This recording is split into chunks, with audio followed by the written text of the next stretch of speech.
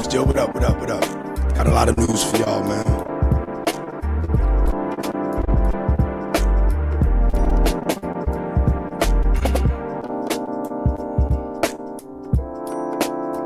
There's a lot of things happened over the weekend.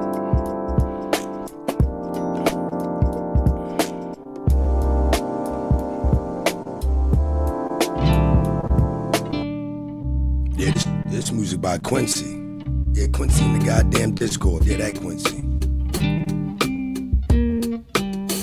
Better calm down before I split your wig. All my homies in the building, I'ma represent. Better calm down before I split your wig. All my homies in the building, I'ma represent.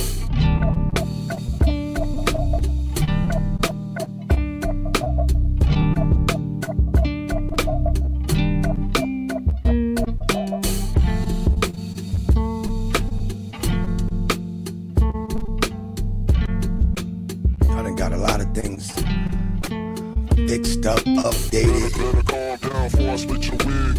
All my homies in the building, I'ma represent. Better calm down before I split your wig. All my homies in the building, I'ma represent.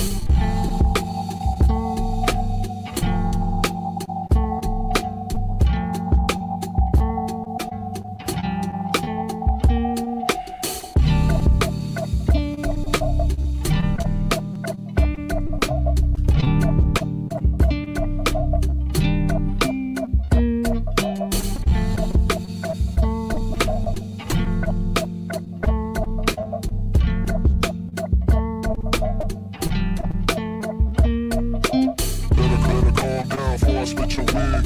All my homies in the building, I'ma represent. Better calm down before I split your wig. All my homies in the building, I'ma represent. He does much more than that, man. Damn. Glad he got his computer back.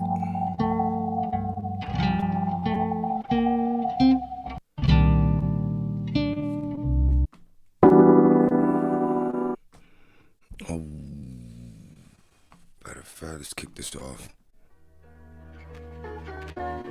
Better not get too comfortable. Bitch, don't get too comfortable. Better not get too comfortable.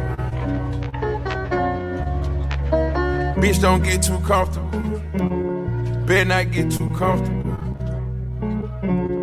Yo, fat boy, what up? Bitch, don't get too comfortable. Better not get too comfortable. Better not. Bitch, don't get too comfortable. Better not get too comfortable. 4 or 5 hoes stuff a million, I'm gaining. Yeah, swapped out the poker hunters, go and get a genie. 3, 4 stacks on a chinchilla bean. Got a cup full of mud and Drake and Celine. Yeah, can't think for yourself, gotta think for the team. Yeah, fuck me like a star, gotta treat me like a king. Yeah, gotta roll with a chopper with a certain amount of bling. Yeah, bitch, don't get too comfortable. Better not get too comfortable.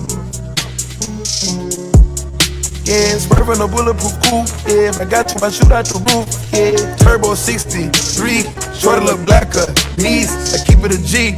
Louis V, came with a duffel bag full of moolah. I put the fragrance on your pooch. Got my attention, stay exclusive. Put on the Rolls Royce intervention. It's hard to stay sober when I'm spinning. It's hard to stay faithful when you're winning. Showing you grateful and independent. Fuck all the danger.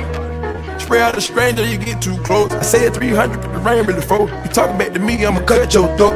Bitch, don't get too comfortable. Better not get too comfortable. Better not get too comfortable. Yeah, bitch, don't get too comfortable. Better not get too comfortable. Better not get too comfortable. 4 or 5 hoes up a minute, I'm gaining. Yeah, swapped out the poker hunters, go and get a genie. 3, 4 stacks on a chinchilla beanie. Got a cup full of mud and Drake and Celine. Yeah, can't think for yourself, gotta think for the team. I'm thinking colossal, thinking about flying the vibes out, going tribal.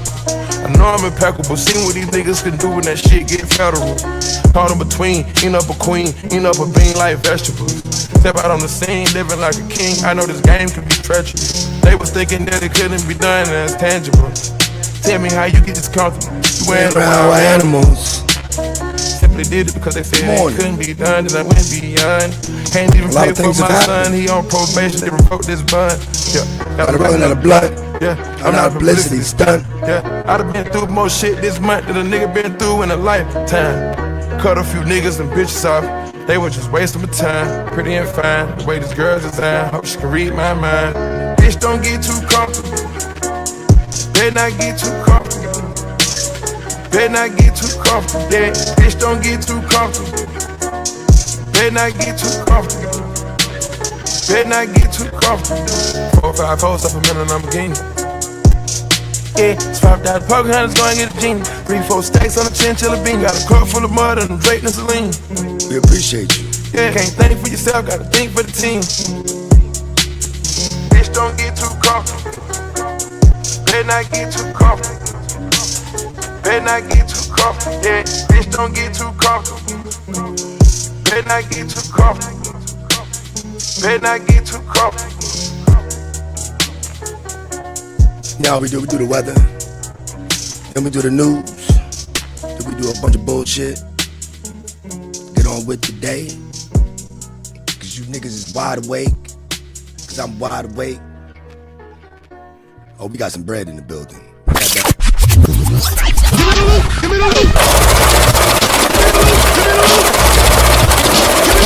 me the loot.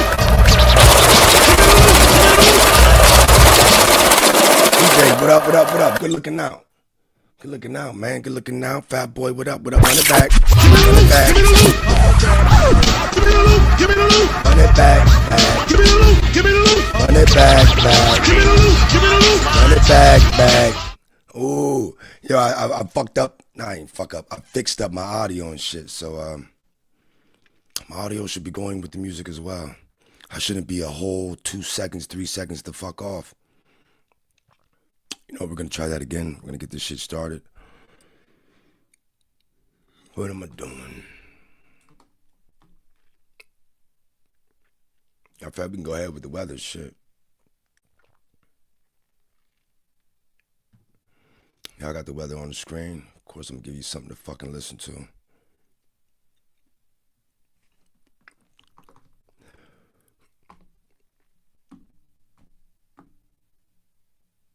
I got a little selection and shit.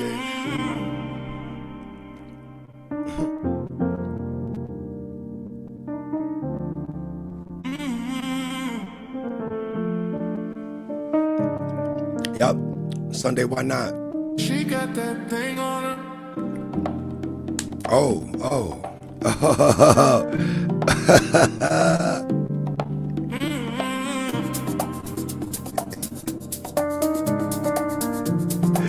Yeah, we in Jersey right now, baby. She got that thing on her. She real bad, but they ain't got a ring on her. Friday night it's a versus the bottle. She in love hangovers.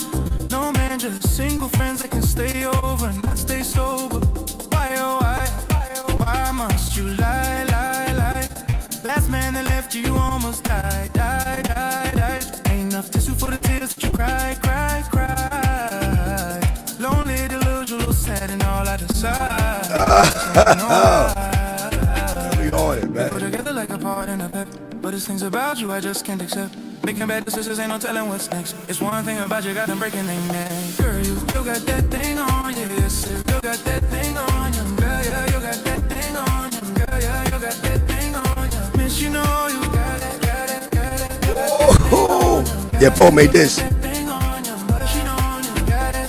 All the times you know you like the star of the show. Face card, good, bad, that thing got the glow. Red carpets and rose petals when you walk across the floor. But it's still one thing that's missing, and like a bruise, it shows it's raw. There's no one to take care of that at night. Ooh, I ain't have it up. My bad. I ain't had this shit up. My bad. Girl, you got that thing on you. Yes, sir. You got that thing on. My God, you got that thing on. I'm good. You got that thing on. Yes, you know you got it. You got that thing on. I'm good. You got that thing on. Yeah, miss, you know you got it.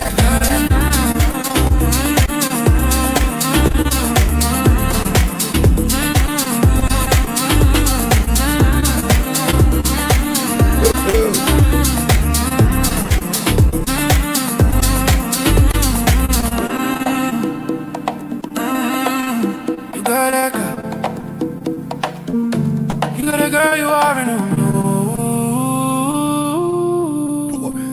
Nigga, y'all niggas, man. Boy, telling you, man. Can't be hanging around people and not getting nothing from them. Not learning shit, not receiving shit, not wanting to at least be a little bit like them in some type of way. So I'm not paying attention to you if I don't want to. Be a little bit like you. I mean, shit, that's just how it goes, man. I mean, salute the foe, man. Run it back, smoke weed every day. Smoke weed every day. Smoke weed every day. Give me the loot. Give me the loot. Give me the loot. Give me the loot. Give me the loot. Give me the loot. Give me the loot. That shit hot. We was jamming to that shit. I'm be listening to that shit in the workout room, man. That shit fucking hot, yo. I'm gonna play that before we get the news again, cause that shit hot. That shit hot, boy. Oh man.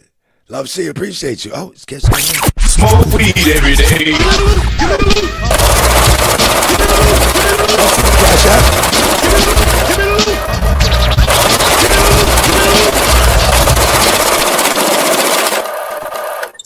Love, see, we appreciate you.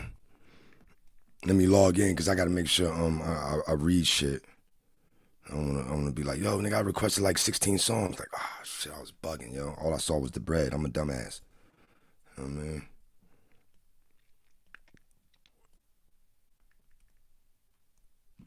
I mean? Oops, I got a bunch of shit open, man. Phone's connecting and shit. This time I ain't have to worry about the message. Appreciate you, Love, see? Appreciate you. Now we get on with this weather, you dig? Yeah. Works if you work it. Works if you work it. Works if you work it. Kick out it, let's go. Kick it out it, let's go. Tune in before the sun's out. We the ones to get up with. So fuck what they all be talking about. Yeah, real news with real results.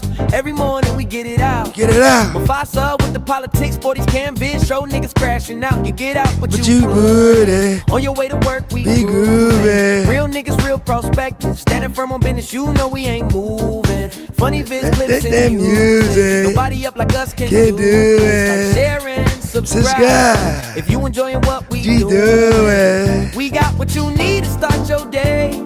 Why not come and fuck with us? Before you make your coffee blunt and put them badass kids up on the bus. Now wake your ass up. We keep it real, we keep it honest. Early mornings exclusives, we got it. This cat got it, this cat got it. Works if you work it. Works if you work it. Works if you work it. Works if you work it. Oh, my shit is in sync, nigga. Works if you work it. Works if you work it. Works if you work it. This cat got it, kid. You fucking nuts. I'm in sync with the music, motherfuckers. Oh,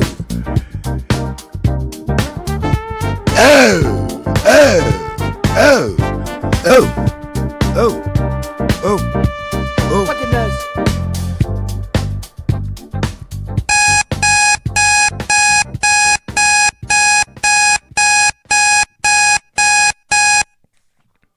Yeah.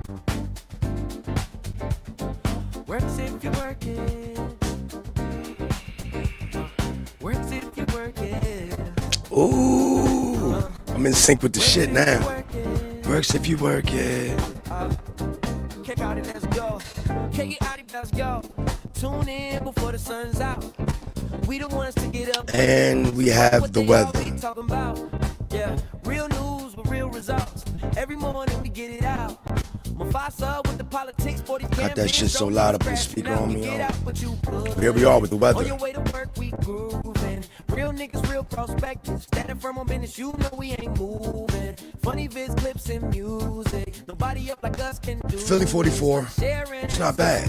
It's still shit. Man, I gotta refresh this shit. We got what you need to start your day. St. Louis 28. Come and fuck with us before you make your Philly is 44. badass kids up on the bus, so wake your ass up. Yo, Philly is 44, yo. Early mornings exclusives, we got it. This cat got I thought the shower was supposed to be over with because I got shit to do today. It feel like 39. The day is 46. Works if you work it. Works if you work it. Works if you work it. Yeah. Works if you work it. Works if you work it. These kids got it, you fucking nutty. Yo, yeah, it's supposed to be I mean, shit, sunny. Not sunny. I don't think sunny. Thought it was supposed to be no fucking rain today.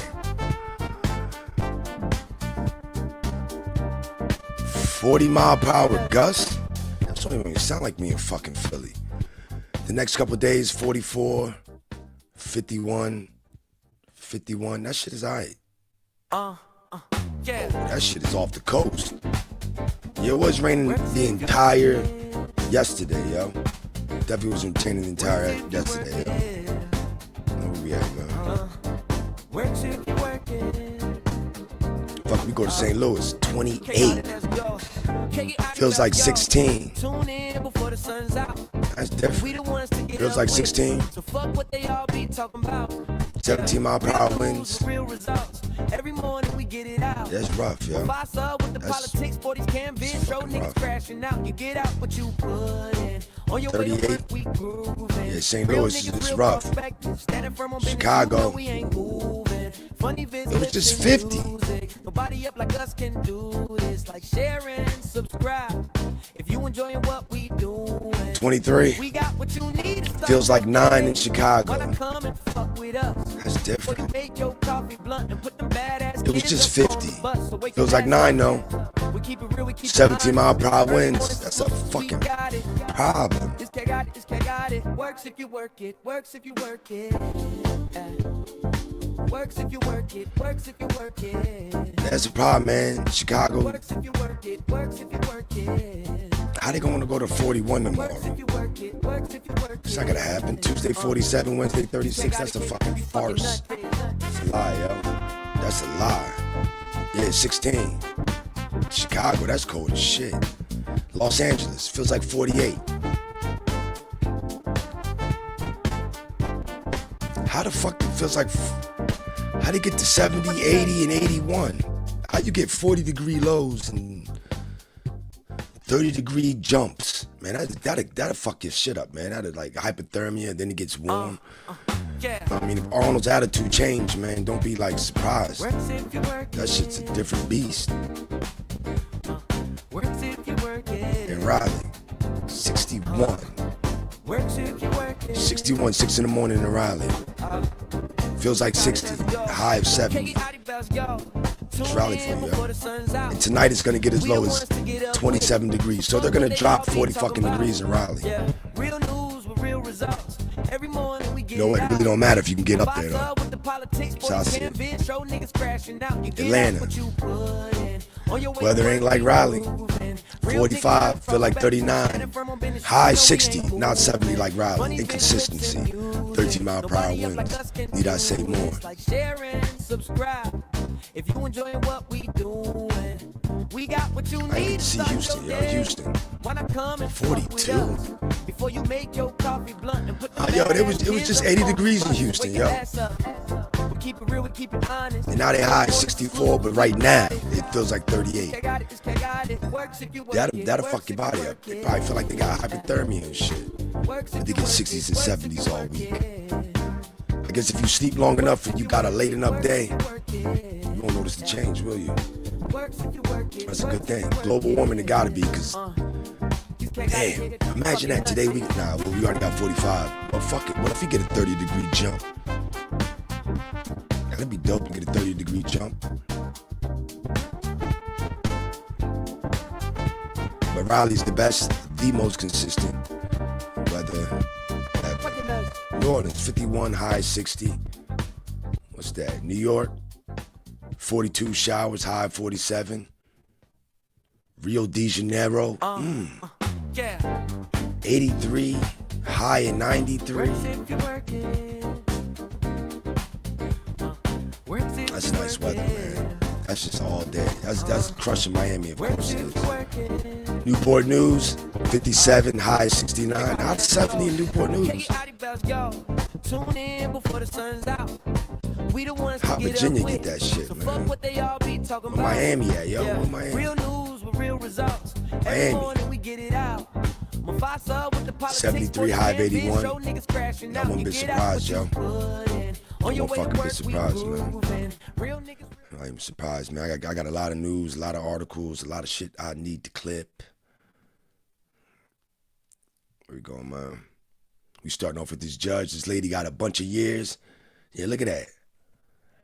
Man, I don't know why. Oh, man, I don't know why I'm judging that judge's eyebrows. Let me transition this shit over, yo, so y'all can see what I'm looking the fuck at. I mean, her eyebrows stand out. They definitely stand out something different. All right, to get into it, yo. We got some good, well, of course we got good news.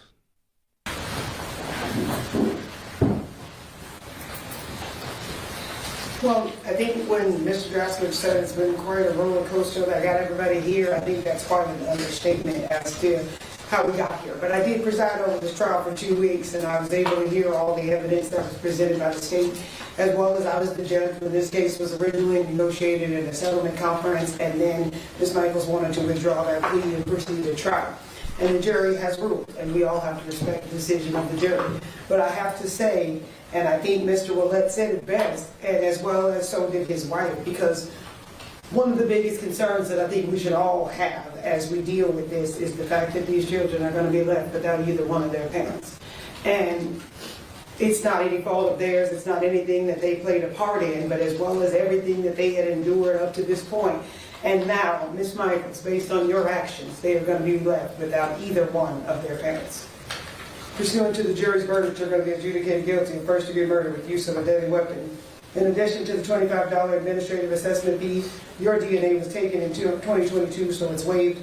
The $3 DNA assessment fee, you're going to be ordered to pay $5,000 in restitution to victims of crime. You're going to be sentenced to 240 months to life in the Nevada Department of Corrections. There's going to be a consecutive 96 to 240 months in the Nevada Department of Corrections for the deadly weapon enhancement, and as of today, you have 780 days credit for time served. Thank you. She killed her boyfriend. Mr. Draskovich, your office will be allowed to withdraw at this point. Mr. Brown, we are going to appoint you as appellate counsel so that you can file the notice of appeal. Yes, you can put it.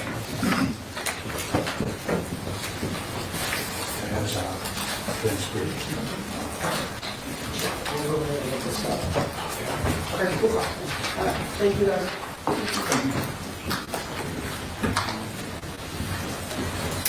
Yeah, she bodied her boyfriend.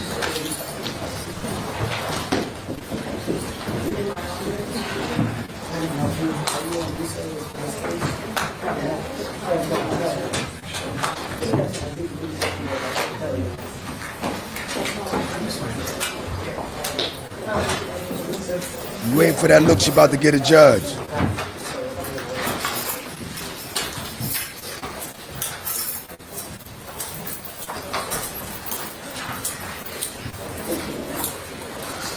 Oh, they must have saved it.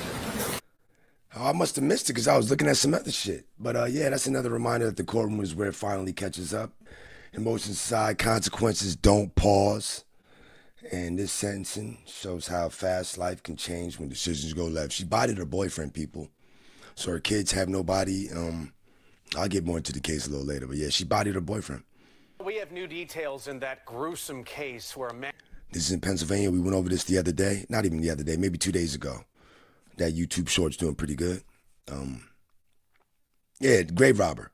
Was arrested and charged with burglarizing graves and storing remains in his home and storage unit. Chris O'Connell, you've been following this story since it broke. What are police saying? Oh, Jason, police think that Jonathan Gerlach was selling at least some of those human remains online.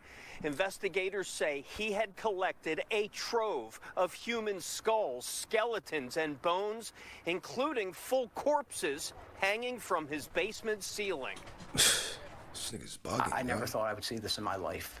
It was an experience that you really don't want to relive. The Yeadon police chief says he's seen a lot in his career, but nothing like what he saw when he walked into the home of accused grave robber Jonathan Gerlach.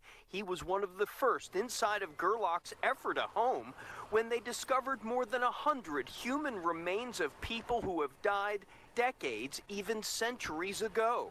Investigators and medical examiners were back at the property today. They say 8 more bodies were found at a nearby storage locker. They were basically on display. There was some stuff in boxes, but most of the stuff was on display. According to newly released affidavits, police say Gerlach used crowbars and screwdrivers to break into dozens of mausoleums and underground burial vaults on both the Yeadon and Philadelphia sides of the historic Mount Moriah Cemetery. You can actually see where some of the stones were moved and vaults burglarized. 2 corpses stolen from this grave, 7 sets of remains stolen from this family plot. All of the remains were from those who died many years ago, but some as young as infants. Descendants of family members buried here are sickened. It's yucky. I mean, anybody finding out, we think that, we're going to rest in peace and be okay there. And I mean, it's their landing space of their body, not their soul.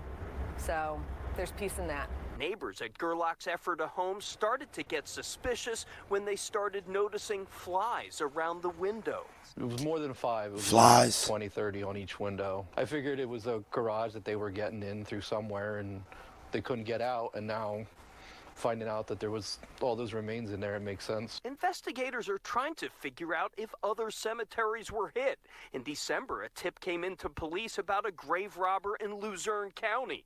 A tipster told police they recently discovered a partially decomposed corpse hanging from in his Gerlach's basement. They also say he disappeared for a few days and mentioned that he had been in Chicago selling a human skull. Police are looking into a Facebook page devoted to selling human remains. Investigators wonder how long it's been going on or what else they may find. What could this evolve to next? You're collecting human remains. What's the next step in the evolution of this? And that's something that, hopefully we will find out why. Now, Gerlach remains in the Delaware County jail on $1 million cash bail. Investigators are now trying to connect loved ones with their family members' remains, but since all of them died many, many years ago, Dawn, they understand it is going to be a challenge. No doubt, Chris, and so disturbing. This shit don't make no sense, yo. This case keeps getting darker the more investigators dig. The most disturbing is how many questions are still unanswered and how long this went unnoticed. 200 bodies, selling shit on Facebook. Hey, yo, I'm in Chicago selling a skull. Gang, gang. Like, that shit don't make no fucking sense, man. That shit is crazy, yo. This is a wild ball. I don't know what else to say, yo. I got more. Thank you, Chris. A former shoe reseller is sentenced to almost 6 years behind bars for bilking customers out of more than $60 million. And that man, originally based in Eugene, is now heading to federal lockup. Joey Vaca is digging deeper into those charges tonight. Oh, word. Michael Malikzadeh is staring down 70 months in a federal prison plus 5 years supervised release. It's a scam that spanned about 2 years and led to charges of wire fraud and conspiracy to commit bank fraud in 2022, a guilty plea in 2025, and that sentence this week. But the effects of this scam still lingering in the sneaker resale community. It is the biggest scam in sneaker history, 100%. More than $65 million scammed from prospective buyers, another $15 million in loans from banks off altered financial statements. Court documents say Michael Malikzadeh built up his sneaker resale business, Zadeh Kicks, while failing to make good on his thousands of orders. It's a business that caught the eye of another sneaker reseller in Eugene. From my perspective, he was running truly one of the most mysterious and at the time, amazing sneaker operations of all time. It was something that made no sense, but he'd been doing for years. And court docs say Malikzadeh would take thousands of pre-orders on sneakers knowing he couldn't fill the orders. Then he'd keep the cash and offer customers gift cards to his business as a partial refund.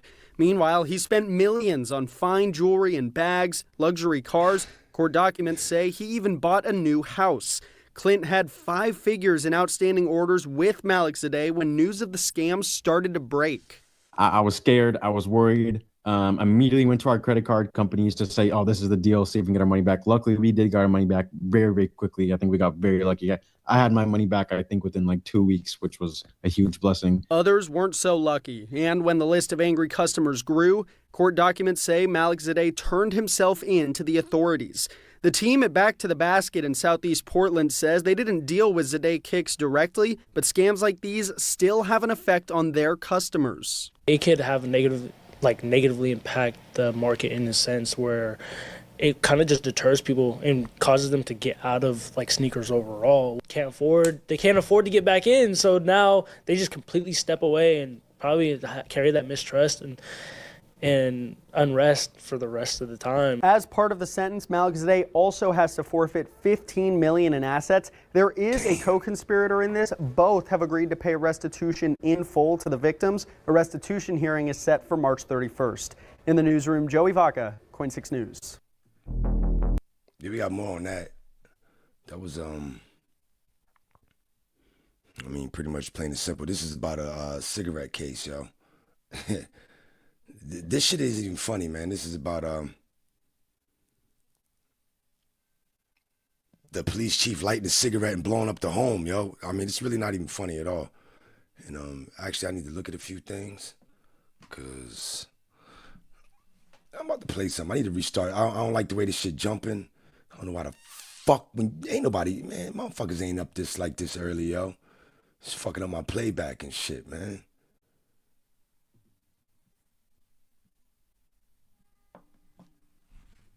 I don't like that. It's fucking up my playback. I'm about to have to go on this other fucking computer, yo. Cause I gotta at least try to restart this shit, cause this shit is pissing me off. As far as it's jumping, which I don't know why it chose fucking for me to go live for this to happen and shit. But I'll have some shit going on the other computer. I have to at least try this shit, even though I restarted it before I fucking started the fucking show. So you're just gonna have to wait for me again.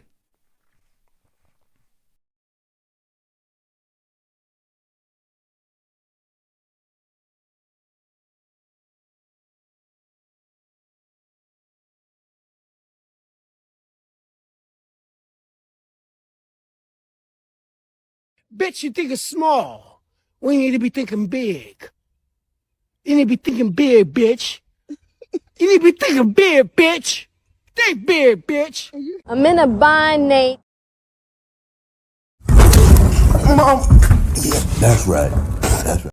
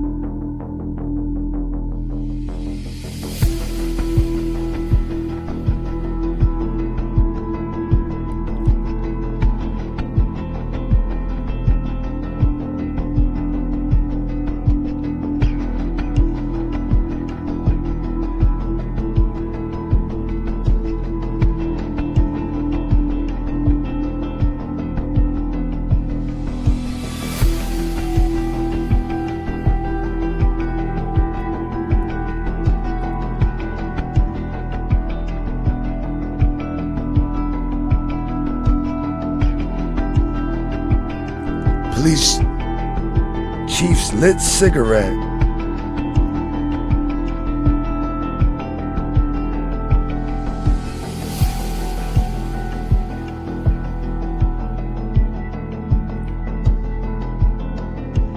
Dang, just like that.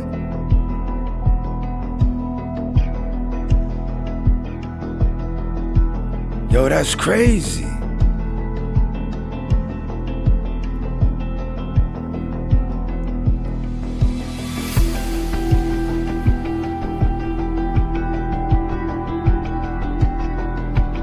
Yo, that's fucking shocking. I mean, it ain't shocking, but damn. Yeah, that was a police chief's lit fucking cigarette. I don't know why I didn't get to town. God damn, the Independent. I gotta look that up. But yeah, I guess that's footage just on his ass lighting up the whole fucking nursing home and him being the problem, lighting the fucking bogey. Yeah, it's a little shocking. Now we got a porch pirate. Colleyville police say this woman is a serial porch pirate. Swiping packages in November and December. Detectives connected her to multiple thefts in Colleyville due to her wig, mask, and also her distinct gait. 42-year-old Danielle Copeland of Hearst was arrested this week for mail theft. Now the number of victims is growing. This is Texas. Found almost 80 items that were potentially stolen from other residences around DFW. This was like her first Christmas, and so those were her gifts that were getting taken. Children's Christmas gifts gone in a flash for the Fitzgeralds. Look at this bitch. Before the sun even came up. At the time, in mid-December, they just contacted Amazon about their stolen packages. However, Friday, they filed a police report noticing the similarities with the video Colleyville posted. When I saw the post yesterday, I was surprised that she had gotten caught and it had reached out to so many people. Police say in the last 24 hours since they put a call out on social media, the investigation has expanded from 5 cities to 10 cities in North Texas. Fox 4 received other footage from Flower Mound, Corinth, and Hearst. Look at her walking all Police stupid. confirm Copeland committed similar offenses in neighboring cities. They have a collection of videos and they're working with those agencies. More charges are likely coming. Fucking slick ass If anyone recognizes motherfucker. a suspect from a potential theft that happened at their residence, we do want them to contact their local police department. Plus, if She you ain't think you're a shit, yo. victim, check in with Colleyville police. They tell me that the shipping labels were ripped off, so they do not know who all of these packages belong to. It's still unclear why Copeland took these packages. Police haven't found She's just a link klepto. to resale She's a fucking at this klepto. time. Clarice? Peyton, thank you. Next. Detroit, a woman who pled guilty to hit. Yeah, this is crazy, yo. But this is the woman who pled guilty to. I didn't get to see this shit yet, yo. She's getting sentenced for crashing a bus into fucking a married couple. A woman who pled guilty to hitting and killing 2 people at a bus stop has learned her fate. We heard from that driver today, and the judge had a few words for her as well. Fox News' Camila Miri is live outside 3rd Circuit Court in Detroit with new information. Camila. What the fuck was she doing? Yeah, today we learned that she has a medical condition that really prevents her from driving at any time, although she still got behind the wheel with a suspended driver's license, knowing that something like this could happen. I really can't remorse the way I say anything, but I really am.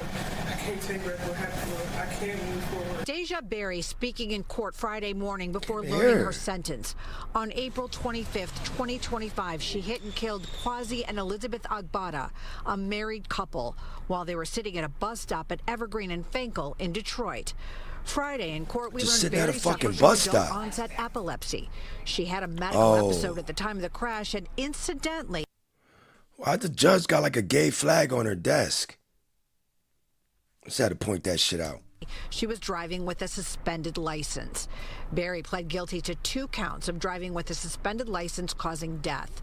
She was sentenced to 50 months to 15 years for each count to be served concurrently. Is there a day that ever goes by where this doesn't replay in your head? Can you take a moment and just slowly turn around and look at all the people who are here for you? She not even supposed to be driving. This is huge. On both sides of the aisle. Damn, yo.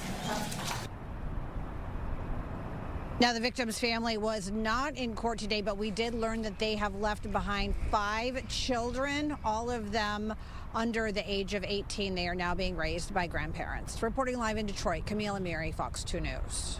All right, Camille, thanks for that live report tonight. Yeah, that lady, I gotta get more fucking information on that shit.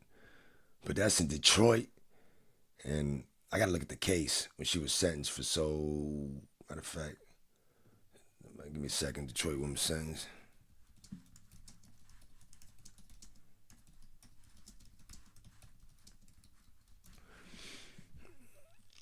Yeah, Deja Lattibury, a Detroit woman, received a sentence of 50 months to 15 years.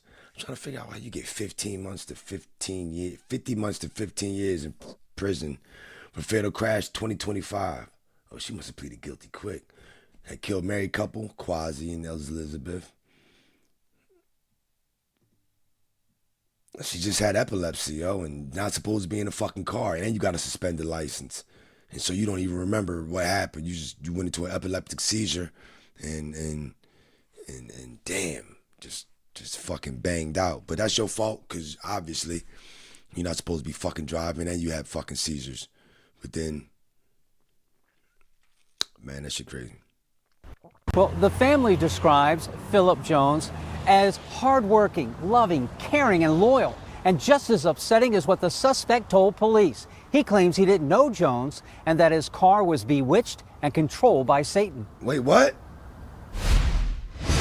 31-year-old Michael Akil Manigo currently faces attempted first-degree murder charges. Investigators quickly identified his vehicle with the help of traffic cameras at the crime scene, the intersection of West North Avenue and McCullough. One witness provided police with his vehicle tag number. Police say Manigo intentionally ran over 48-year-old Philip Jones. Police charging documents indicate Manigo appeared to follow the victim and drove in the wrong lane of traffic on West North Avenue before striking him. His family members are heartbroken. I don't know Baltimore. what would possess someone to do this harm to my son, or to any person's son. He is my heart.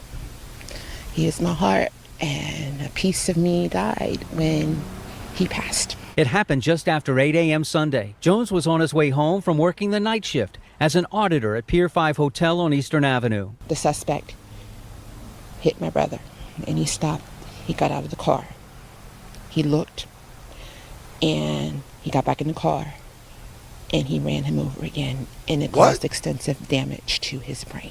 Police say the suspect told them he didn't know the victim and that his vehicle was bewitched and controlled by Satan. Family members say Jones was single with no children. He had 3 cats, his babies. Family members describe Jones as loving, caring, and loyal. He liked to be funny. He was at parties. He was just having fun, talking with his friends. He loved to play cards. When we have our family reunions, he's playing cards. Jones had an interest in music. He sang in his church choir. He bowled every Friday with an average of 180. I tried to raise him correctly. Oh, the nigga was nice. He was a very affable and loving human being, and he would do anything for anyone. He's going to be missed from all his family and all his friends, because that's who he was. He was there for your friends. He was there for his friends. He was there for his family, loving. The suspects being held at Central Booking. Police say they're considering even more serious charges. Reporting live from West Baltimore, David Collins, WBAL TV 11 News. Yeah, that's a little shocking right there, yo. I'm not sure how that happened. Definitely not sure how that happened. Dude says his car was bewitched, running over a motherfucker twice. And yes, we got something from Fat Boy. Fat Boy, good looking out, man. Yo, big dog, keep this going. Y'all be inspiring me. Foe, be killing these songs, these theme songs. I appreciate the people I've met, TMBR crew. And we fucking appreciate you, yo. We appreciate you.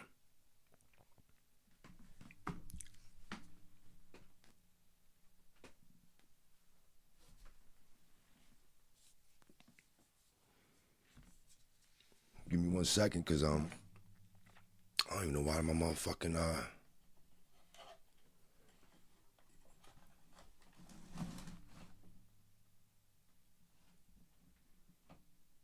It's always something, man. That's me fucking with shit.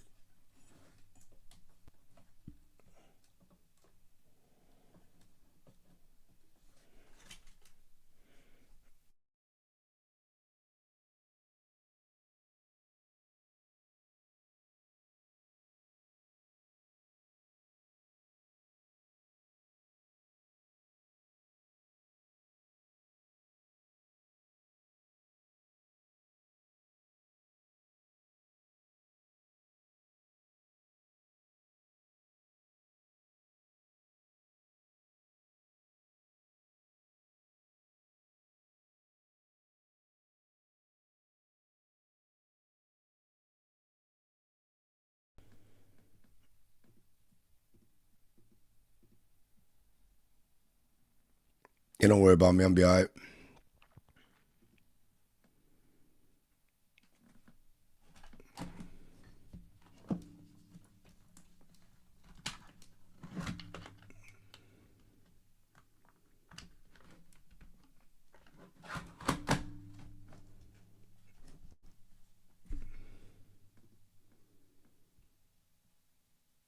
Give me a second.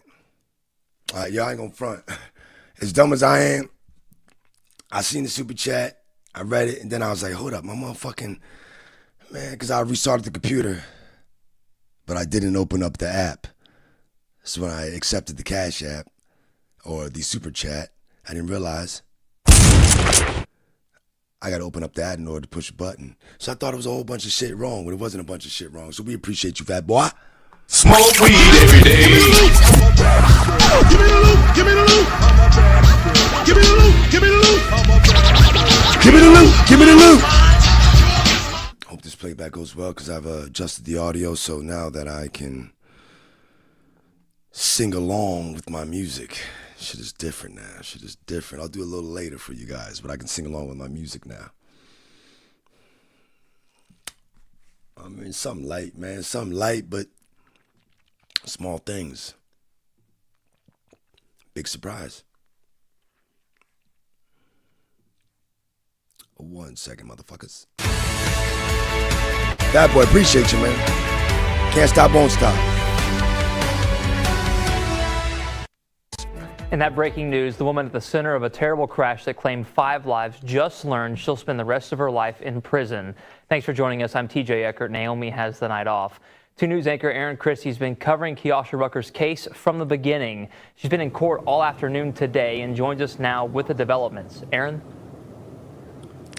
TJ, an extremely emotional. She looks pale, very, very blonde and bony. But anyways, we have a woman charged in deadly fire truck crash, receives 5 life sentences.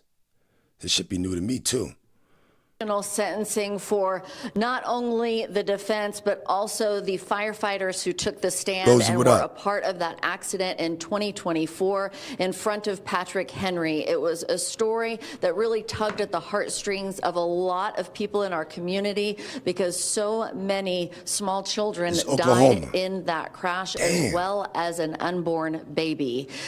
This was the sentencing phase. Kiosha Rucker has already pleaded no contest to 5 counts of manslaughter at this point. Her attorney was arguing that she has never received a ticket in her life. There were questions surrounding how fast was that fire truck going? Did she see the fire truck? Did she have enough time to see the fire truck? That was the reason that they wanted to go through this sentencing phase and bring so many witnesses. They were not seeing eye to eye on her punishment. The state originally wanted her to serve 50 years. And so they wanted to walk through it. Well, since she's been in jail, there were some pretty damning phone calls that the state brought forward, including one where she said, hell no, when I get out, I'm going to smoke a blunt. What? She had already pleaded no contest to driving while under the influence. There was a blunt inside the car. The judge agreed with the state that because of that phone call and because of the way that she has acted, he had a lot of anger and she did not show any remorse. So the state during this sentencing said they think that she needed 5 life sentences sentences. Wow. While her attorney said she's never even had a ticket, she pleaded no contest. That is showing that she's accountable. They didn't buy it. So in the end, the judge said she does need to spend those 5 life sentences, 1 to 4 concurrently, the last one consecutive, and 1 year for that 6th charge. I haven't done all the math on this. She will spend at least 40 years without parole, if not many more. We'll have more at 10 o'clock. We've talked to the DA, but this just wrapped up about 10 minutes ago. In Tulsa. Yeah, yo, this is Tulsa, Oklahoma, people. Yeah, Black Wall Street. Yeah, Black Wall Street. During Friday's sentencing hearing, prosecutors called the driver of the fire truck and another driver who witnessed the crash. Both testified that traffic in both directions pulled over to yield to the emergency vehicle except Rucker, that female. According to testimony, Rucker was driving west on 41st Street between Harvard and Yale in February 2024. The fire truck was traveling behind her, also westbound, with lights and sirens on as other vehicles moved to the right to yield. When Rucker did not move out the way, the fire truck driver testified they attempted to pass by using open oncoming lanes. Oh, word? The prosecutor said Rucker then turned in front of the fire truck, causing a collision. Prosecutor showed the judge a recording of a jail phone call where Rucker said first thing she gonna do when she get out is smoke marijuana. Yes, that's what I read. The judge today said that listening to the call made him angry and that if losing her own children would not get her to change her actions, then she would continue to be. She lost her children in this shit. The crash, there were 6 people in Rutgers. Man, let me make sure her face on the screen while I'm saying this shit. Yeah, let me see them, make sure that face on the screen. There were 6 people in Rutgers' vehicle at the time of the crash. 2 of Rutgers' own children were killed, along with another child, a woman, and a pregnant woman's unborn child. God damn. 2 of Rutgers' own children were killed, along with another child, a woman, a pregnant woman's baby. Damn. Defense art, man, I ain't want to read no fucking more, yo. This bitch bugging, man. That is showing that she's accountable. They did ago. In Tulsa County, I'm Erin Christie, 2 News Oklahoma. Well, 2 years after a deadly shooting, the court case moves forward for the suspect or suspected accomplice of what deputies say was a staged home invasion murder. As West 2's David Jones reports, 2 men were arrested in an Orange County mother's killing, and 1 has now been transferred into Orange County custody. Mama 3 shot 10 times. In the bed with her Investigators kids. say 30-year-old mother Porsche Streeter ran a hairdressing business from her apartment, which became a crime scene in January 2024. Deputies responded to find Streeter shot to death and her boyfriend, 32-year-old Sean Range Jr., who was shot in his upper arm. A year and some change later, the Orange County Sheriff's Office arrested Range for the killing, saying he orchestrated the whole thing, along with Benjamin Garman, making it all look like a home invasion. You're now in a situation where you are looking at life in prison. Criminal defense attorney Trey Flynn, who's unassociated with the case, says the brutal nature of the killing elevates it. This is a very, very serious crime. In this situation, Mr. Garman is alleged to have shot somebody not just 1 time, but 10 times. And what does that mean? That means there's an aggravation there in this sort of homicide case. You're not going to be able to claim self-defense in this sort of situation. This new mugshot of Garman was taken when he was transferred to Orange County custody. He was previously being held out of county on federal weapons charges, to which he pled guilty. They executed a search warrant on a residence that he was at after the homicide took place. During that time, they located firearms in the residence, and the federal prosecutors felt, hey, as a convicted felon, as somebody possessing firearms, this is a case that is of interest of us. Investigators allege Range and Garman set up the home invasion killing because of a custody dispute between Range and Streeter over their shared children. Oh, because he bodied the Range mom. said Streeter was hiding money from him. David Jones, West 2 News. Well, Well, Garman's arraignment is scheduled for January 26th. We have reached out to the state attorney's office for an update on Range. Of course, we will let you know as soon as we hear back. Man, yo, yeah, we got these nut-ass niggas. Both these dudes. What? This dude and the other dude.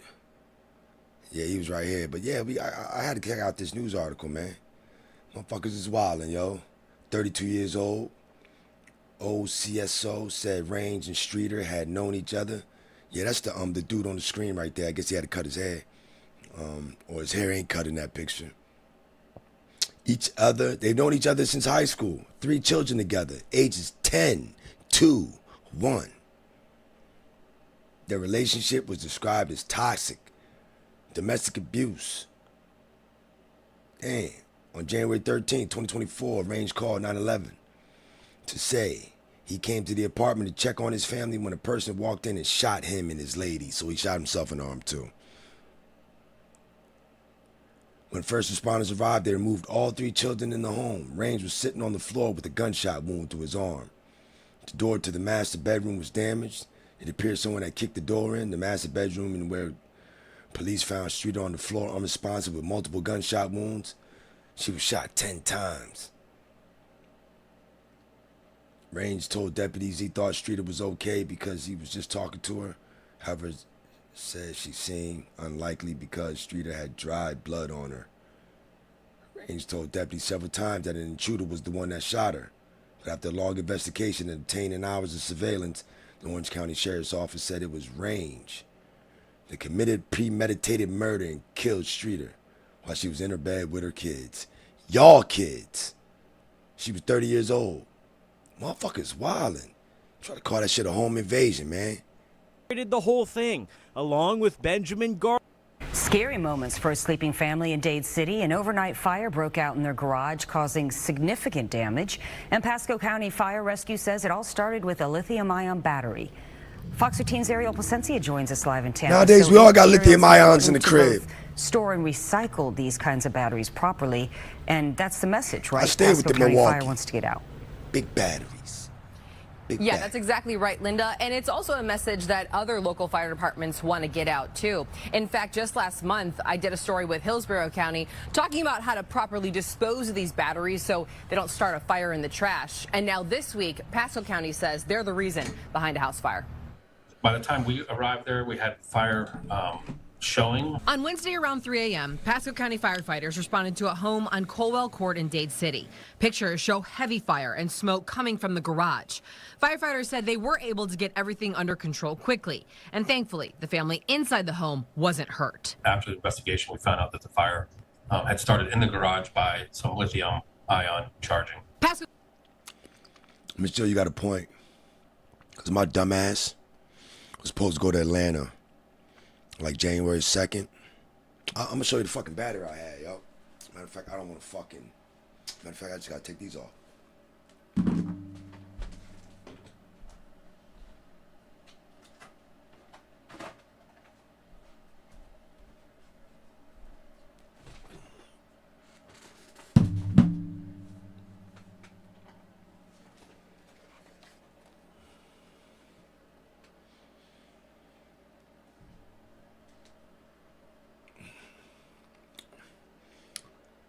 $400 Milwaukee battery.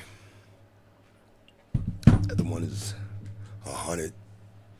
But with my dumb ass, supposed to go to Atlanta. I went to go down there. I had to make a move. I got laptops on me and shit. I was allowed to, but the battery was too fucking big, man. The battery was too big. The battery was too fucking big, and yeah, I couldn't get on the fucking plane, yo. I was pissed. Thank God I'm a Frontier member. Go Wild, and that ticket was only $16 fucking dollars. But my dumb ass bringing that big fucking battery that I brung plenty of places. Yeah, that fucked up shit. I had missed that. Thank God it was Go Wild, because I like to get the Go Wild shit, the yearly shit. Thank God it was only a $16 ticket, because I was pissed. Like, fucking dumbass. And nigga, that battery, I need that battery. But now I know I should have brought a smaller one, or I should have read directions, because you can't be bringing that shit. That's what the fuck I get, though. But anyways. County Fire Rescue couldn't say exactly what kind of equipment the charging battery belonged to, but we know a lithium-ion battery was involved and that it somehow malfunctioned, causing the fire. Everything's got a lithium-ion battery nowadays. Everything. I mean, everything from power tools and laptops, even your smartwatch, your cell phones. So if you got any of these over the holidays or have other items with rechargeable batteries, Pasco County Fire wants to remind you to follow proper safety precautions. When you're charging those devices, always use the cables that come with the equipment.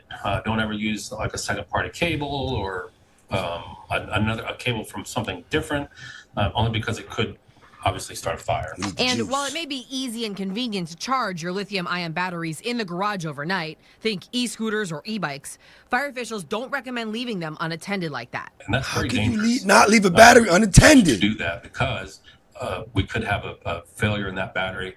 We could see some thermal runaway or an explosion, and that will cause a fire. Cheap ass batteries. Cheap ass lithium ions. And once you're ready to get rid of your lithium-ion batteries, you want to tape the terminals, package them separately in separate bags, and then bring them to designated locations in whatever county you live in so they can be recycled properly. Here in Hillsborough County, I'm told there have been dozens of fires in garbage and recycling trucks. And Linda, batteries, lithium-ion batteries, they're a big culprit. Good information. They're a big culprit. On to the next thing as we proceed to give you what you need. Ariel, thank you. Tonight, newly released video shows the moments when 4 friends from the Houston area were killed in a crash with an 18-wheeler in the Texas Panhandle. Just awful. This video now part of a lawsuit against HEB and the truck driver who was transporting potatoes for the grocery store giant. ABC 13 Jessica Willey is live with details. Video shows deadly big rig crash that killed 4 Houston area friends. You can't be doing that shit in front of them trucks like that. I wonder if he gonna be held accountable, but we will find out. Because that's bullshit. Well, I have no idea. But you don't do that shit in front of big trucks. Cut them off.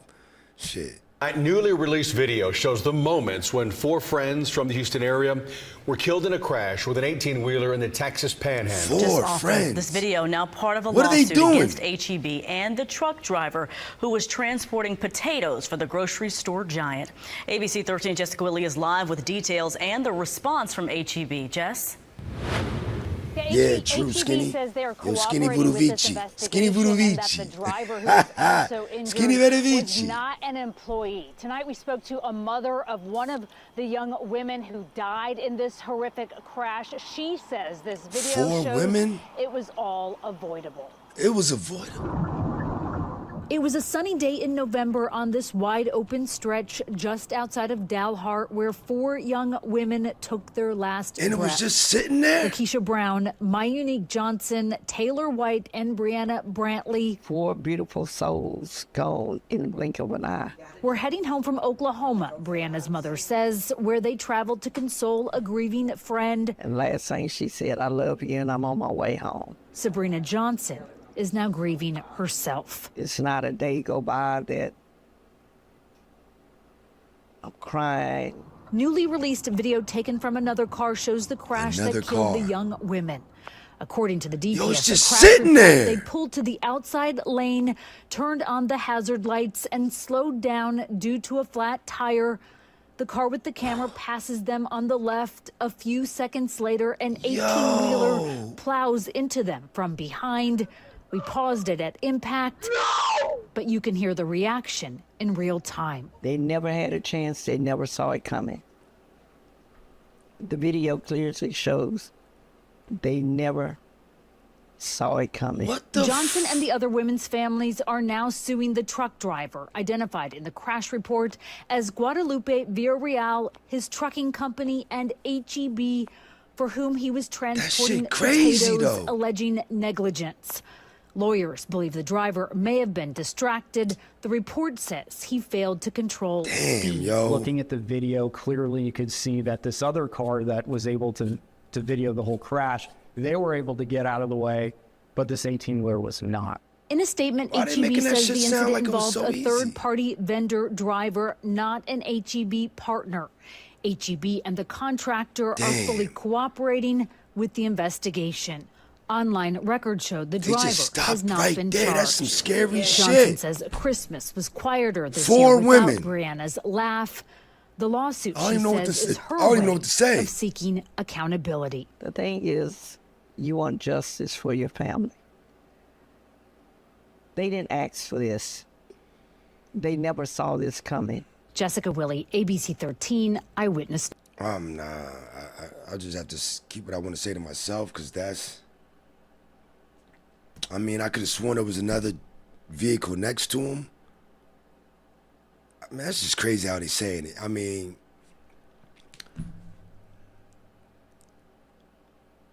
Hazard lights on a hot 2-lane highway, taking up 1 lane. Hey, that's scary. Like, but the women, I don't know what they was doing off a flat tire. Shit, I can't even, I don't even know what to fucking say, man. I don't know what to say, yo. Damn, 4. News. Now at 8:30, 2 suspects are caught after passing fake cash. Yeah, Miss at Jill. multiple In-N-Out burger locations across Southern California. A flat, you don't just stop. Agencies were involved with the bust, including a police canine. Let's go live to Fox 11's Laura Diaz and how the law enforcement officers got their suspects. Laura. So we're looking at a fake. We're looking at I'm sorry, yo. A fake cash scheme busted at In-N-Out. So somebody got their ass caught. Well, Marla and Christine, it all started Spending a bunch of money. This makes me think of a fucking story. Stupid ass fucking employee of mine. This dumbass nigga. We cleaning the car out up North Jersey, so we're far away. This motherfucker, we got a bunch of cars, so they gotta go off and do their own things. You know what I mean? While I'm, I don't know, watching, giving orders and polishing and doing whatever. Motherfuckers want to, yo, you're not supposed to go in glove compartments if they don't say. Motherfuckers want to take a McDonald's gift card. Customer calls me, man, I'm having trouble finding this gift card, man, but I know somebody just spent something on it because I got an alert. Somebody just spent $75 at a fucking McDonald's in Camden. I knew what worker it was. Told his mom, grown-ass motherfucker, you fired, you dirty motherfucker. Couldn't believe that shit. Lost a good customer for that, yo. Fucking grimy motherfucker. Telling you, man. Gotta watch who you hire, yo. I mean, but you hire fast and you fire quicker. My bad. Empress Vibe nut ass gave us the quote. I just didn't want to believe that she was right because she doesn't have the enthusiasm of sounding right, but she was fucking right. You hire fast and you fire faster. It just didn't sound like it went together. That's why I'm like, no, it's hire quick, fire faster. And then she was like, no, Sporties, it's hire fast, fire faster. And I'm like, man, that don't even sound like it's right, but she was fucking right. You got that, Empress? You fucking nut. started right here at this In-N-Out in Glendale, and it was because of one employee who happened to be paying attention and noticed that the $100 bill that had been used earlier appeared to be fake. Well, they called the authorities. The authorities checked it out, and it tipped off an investigation. They now think as many as...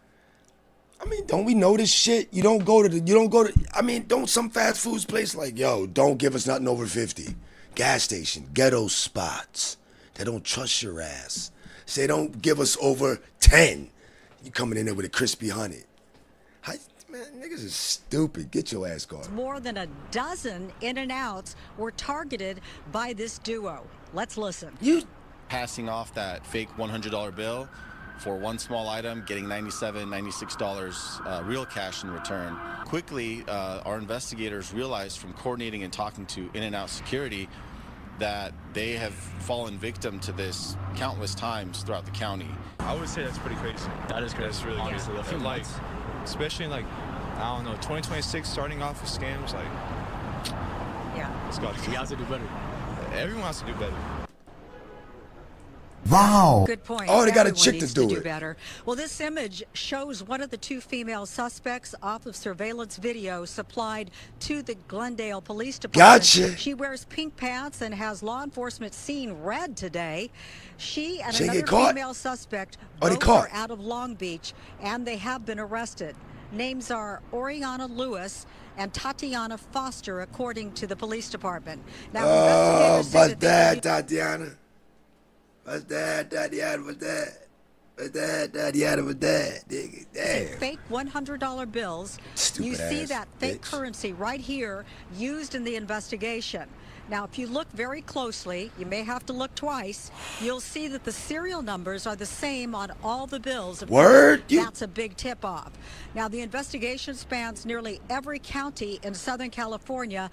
More than a dozen in-and-outs were targeted, including L.A., Cerritos, and Fullerton, just to name a few. But coming back live here to Glendale, so far we have not spoken to anybody at We just gonna see it work somewhere and just go to, oh, it works there. Let's go to every single fucking in and out in the area and try to get dumbass. So you went to 12 of them and got what? $1,150? You fucking stupid motherfuckers. Y'all gonna get fucking burnt. And y'all gonna drop a dime on whoever y'all was getting it from, because women are involved. And don't let them have kids. Show ass, nigga. in and out, except over the telephone. They were not supplying a lot of information to us. I will come back to you live again everybody's at 9 and scamming, 10 to give you more baby. information on the case. But you know, hats off to that young person inside of there who had the good realization that something didn't look right and then called authorities. Police telling me that sometimes when it's just $100, people say, what the heck, let's not phone it in. But if you keep adding up those phony $100 bills, as police allege, it adds That's up what I to a thought they would use, substantial amount Skinny. of money. I'm Skinny Gloria Gates, Vidivici. reporting live from Glendale, sending it back to you two. So obviously they did this investigation and tied it to the In-N-Out restaurants. I gotta wonder if there are other locations involved here, to other Come kind of on, businesses. man. Well, they think that the investigation They wasn't is pretty using a much marker? over, but Christine, I agree with you. I think this happens at a lot of businesses. So really, there is a word of caution to all of us to be very careful when someone hands you a $100 bill, especially when they're purchasing something $3, $2, less than $5. You might want to think why they're using such a big bill to buy a low-ticket item. It should cause your antenna to go up. And you too, Christine, whether it's at a local pharmacy like CVS or a grocery store, they check the $100 bills. Yeah, thank you. Right. You have to be vigilant, especially these days. So right? did they? Yes. All right, Laura, thank you so much. Glad they made Yo, she's just gonna skip over it like we not asking. Yo, don't they didn't? Don't they didn't? Well, you gotta be vigilant. Man, step it the fuck up. Y'all got. Go at rush times. Motherfuckers do that shit. Niggas going to the bar, trying to do that shit. Drinks on me. Stupid ass shit. Michael Bush, what up, man? arrest on that one. Thank you. Give me the loot. ABC 13 Eyewitness News starts now. Right now at 6, they went from wanted to captured in about 24 hours' time. Sources confirm 2 people are in custody after a deadly shooting on a Metro bus. It was our breaking story tonight. And these were the images police released this first thing this morning. A 25-year-old woman who was on her way to work, not the intended target, according to police, killed by the gunfire. The shooting happened yesterday afternoon in West Houston on Walnut Bend near Richmond Avenue. Investigators say a teenager was also injured. ABC 13's Maya Shea joining us live. And Maya, you have confirmed that those arrests happened just within the last hour. Yeah, we have talked to authorities who confirmed to us within the last 2 hours, 2 or 3 hours, they've actually made these arrests. What we are being told by multiple police sources is that they have arrested the 2 individuals specifically that were pictured in those surveillance videos, one of whom they believe is, quote, the primary shooting suspect who will be charged with murder. Those charges are pending. I just relayed that same information to the mother of the young woman who was killed. She was just riding the bus on her way to work. Sources close to the investigation tonight are crediting these clear surveillance photos taken on the Metro bus as playing a critical role in quickly identifying the 2 suspects in the deadly Wednesday afternoon bus shooting. The family of Caitlin Stupp confirming she was the 25-year-old victim. Stupp was riding the bus to her job at a local restaurant when she was shot and killed. A teenager was also shot, but not seriously injured.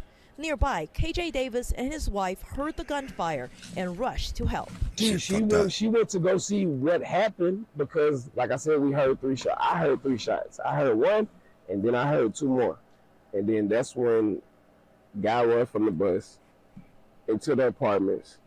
We run to the bus to see what happened, and then that's when she said she seen the girl, and she hopped on the phone and called 911. Davis says he even ran after one of the suspects, hoping to identify him, having seen the 2 individuals in the area over the past few months, but never expecting gunfire to ring out. I mean, I've seen him a couple of times, but I've never just stopped to have conversations with him because, like I said, anytime I'm seeing somebody, I'm either going in my house or I'm getting on the bus to go to work because I ride the bus every day to work.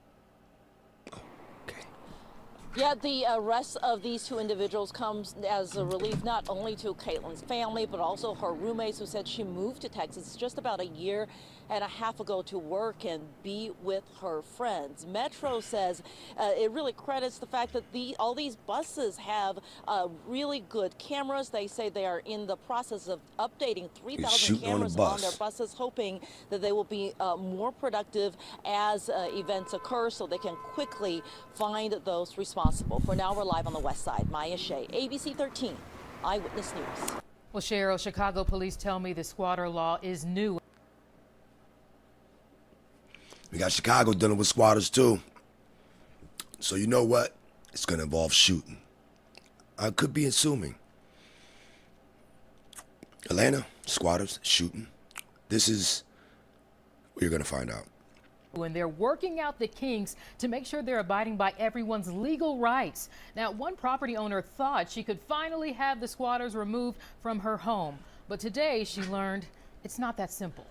I'm helpless now. I put all of my faith in the new law. Mary Welch has owned a condo unit in this Chatham building for more than a decade. She's been renovating the unit, hoping to rent or sell it. But last month, she says she discovered a stranger living there. I knocked a few minutes, then all of a sudden, the door opened and a woman with a gun pointing at me appeared and began screaming that she was going to shoot if I didn't leave because I had no authority Quincy to be on stayed the talking about premises. Chicago, man. I love the Chicago, person man. inside claimed that her mother Got signed love a for lease Chicago, and they man. had a right to be there. I said, Frat you brothers couldn't and all that. possibly have a lease because I am the owner. Welch says CPD came out, but she didn't have her deed on her, so she left, went and got it, and called police again. She says ultimately police informed her there was nothing they could do. That's when she learned about a new squatter law going into effect in the new year. I Googled. I Googled the news, I researched, and I encountered your TV's interview segment. We've been covering Illinois' squatting problem for years, but the new law, which went into effect on January 1st, aims to address that. They're saying they've been there for months. We were there today as police, State Rep LaShawn Ford, and Alderman Michelle Harris arrived at the property trying to help. After hours of investigating and speaking with the person inside, police told us they were not able to get her and the dogs out of the property because they had been living there before the new law went into effect. Police also told me they're still working through how to implement this new law. State Representative Ford says he'll be addressing this in Springfield. Talking to Chicago PD and the aldermen, we know that there's work that needs to be done to improve this law. Today is an example of us having to do more with law enforcement to educate them on what the intent of the law is. It's a painful reality for Welch, who says she just wants her property back. I am angry beyond words that despite the new law, it is not going to remove my squatters today. The Chicago Police Department says it does not carry out evictions. CPD says it does enforce criminal trespass to property when officers can verify and establish whether an individual is legally trespassing. But Welch says she showed officers her deed today and they still couldn't get the people out. Now, I did speak with the woman who was living inside. She says she is not a squatter. She says she has a lease. I asked her to send me a copy of that lease and she hung up the phone on me. Back to you. She ain't sending you shit. Y'all gonna have to prove that shit. Ain't that some shit? She ain't sending you shit. You're gonna have to prove that shit. Ain't that some shit? Yeah. Oh well. We got more.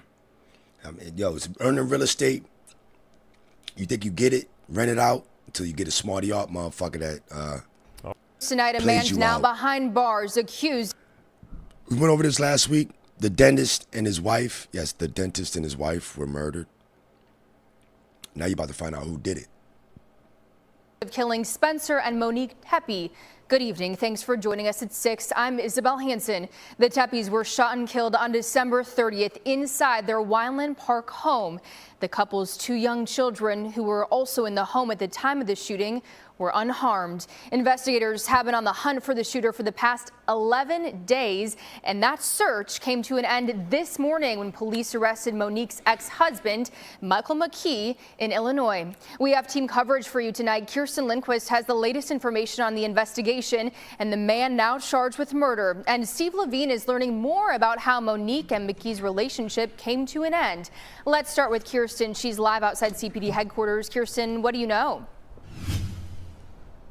Well, like you mentioned, Isabel, this has been a long and tedious search for Michael David McKee, who has now been charged with murder in the deaths of both Spencer and Monique Tepe. He has been arrested in Rockford, Illinois, and is currently in a Winnebago County jail, and he awaits extradition back to Ohio. Now, we have confirmed through the family that McKee is Monique's ex-husband. McKee is accused of shooting and killing Spencer and Monique in their Wineland Park home December 30th. Now, according to court documents obtained by ABC6, the Columbus Police Homicide Unit identified a suspect through surveillance video as well as a vehicle. That vehicle arrived just before and left just after the murders took place. That car was then traced to Rockford, Illinois, with evidence linking McKee to it following the homicides. Now, police have not released a possible motive in this case. Columbus police have posted on social media, quote, "We do not want to compromise the active and ongoing case process, and additional information will be released when appropriate." The family also coming forward and releasing a statement of their own, saying in part, "Today's arrest represents an important step towards justice for both Spencer and Monique. Nothing can undo the devastating loss of 2 lives taken far too soon. Monique and Spencer remain at the center of our hearts, and we carry forward their love as we surround and protect the 2 children they leave behind. We will continue to honor their lives and the light that they brought to this world." Now, Spencer will be remembered as a dentist, while Monique was a stay-at-home mom, but both of them are described to be loving parents to their 2 young children. When we drove by the Tepe family home earlier this afternoon, we saw a growing memorial on their front steps. Man, I'm gonna just get into it because they got a little more explaining, but if y'all don't know, man, the ex-husband was the person of the double murder. He drove to Ohio. Her new husband was a dentist. She was a stay-at-home wife. Michael was arrested in a fatal shooting of Monique Tepe, 39, Spencer Tepe, 37, after he was linked to a vehicle seen on surveillance in Columbus, Ohio. Yeah, I mean, I'm trying to figure out. Detectives later found the vehicle in Rockford. Officers found Monique shot in their home. That's crazy, man. Both pronounced dead at 10 and 11 a.m. I went over this last week. Man, she had one guy, Man, the dude had multiple gunshot wounds, while Monique had 1 to the chest. 2 small children were found unharmed in the house. In the statement, investigate so we do not compromise the active ongoing case. Information will be released as appropriate. Today represents an important step toward justice for the McKee and Monique Tepe were married in 2015 and divorced in 2017. They was only married for 2 years. According to divorce records obtained by ABC Columbus affiliate WSYX, the former couple did not have any children together. According to the records, McKee is scheduled to appear in court. So y'all fucking got divorced 9 fucking years ago. Was she still fucking with him? We don't know. Will he probably talk and say some more shit? We will know. So until then, we just gonna listen. Of flowers and teddy bears. Neighbors who did not want to go on camera just said they are devastated by this loss. Now, as far as McKee is... Nah, Miss Jill, after what I just read, that's they 2 kids. They were divorced, only married 2015 to 2017. Divorced 2017. She got a whole new dentist. This is 2026. Is 9 years later. Like 9 fucking years later. She a stay-at-home mom. dating a dentist. We're going to find out more. Concerned. Our team spoke with a sergeant at the Winnebago County Jail. He awaits extradition. That extradition hearing is set for Monday. Funeral arrangements for the Tepe couple have also been set. A private service is scheduled for tomorrow. On your side, at Columbus Police Headquarters, I'm Kirsten Lindquist, ABC 6 News. Thank you, Kirsten. Steve Levine's looking into the suspect's divorce with Monique Tepe. And Steve, what did you find out? Isabel, the couple was married for a little less than 2 years. They wed in August of 2015. This is a copy of the divorce decree approved by a judge in June 2017, just a month after Monique filed for divorce. The court filings indicated the divorce was amicable and listed no major contentious issues between Michael and Monique. The divorce decree stated Monique was awarded the divorce on grounds the parties were incompatible, and Monique was entitled to a divorce. The couple was separated at the time. McKee awarded their Virginia home. Marriage in America. While they were married. One, what up? McKee was in residency at a Roanoke hospital when the couple divorced. Monique living in Westerville when the divorce was finalized. The couple had no children and no spousal support was awarded. The agreement included... Whoa. Let me find out. He was in residency while they were together. So she know how to get dentists or doctors. She knows she was part of that crowd or in school with that crowd. I got to rewind this shit a little bit. And Monique was entitled to a divorce. The couple was separated at the time. McKee awarded their Virginia home the two had been living in while they were... McKee is... Let me see something. Michael McKee was arrested. McKee is the ex-husband. McKee's the ex-husband. He was awarded the house. Grounds the parties were incompatible, and Monique was entitled to a divorce. The couple was separated at the time. McKee awarded their Virginia home the two had been living in while they were married. McKee was in residency at a Roanoke hospital when the couple divorced. Monique living in Westerville when the divorce was finalized. The couple had no children and no spousal support was awarded. The agreement included a standard mutual temporary restraining order, which is common for divorces such as this that relate to assets and property. Franklin County Court records indicated a hearing was scheduled in September related to this divorce, but no information was listed in the file or in court records. I did reach out earlier this week to the attorney who handled Monique's divorce and asked about that hearing, but I did not hear back. McGee graduated from Ohio State in 2009 and received a medical degree from there in 2014. Records show McKee had a fellowship at the University of Maryland and worked in Las Vegas as a vascular surgeon. McKee also licensed in California, and he most recently had been living in Chicago and working in the Rockford, Illinois area. On your side, Steve Levine, ABC 6 News. My nigga doing incredible. Did his residency or whatever in Maryland. Got to practice in what, Chicago, or does shit in Las Vegas? And you still find time to fuck with your ex-wife 9 years later some way, somehow.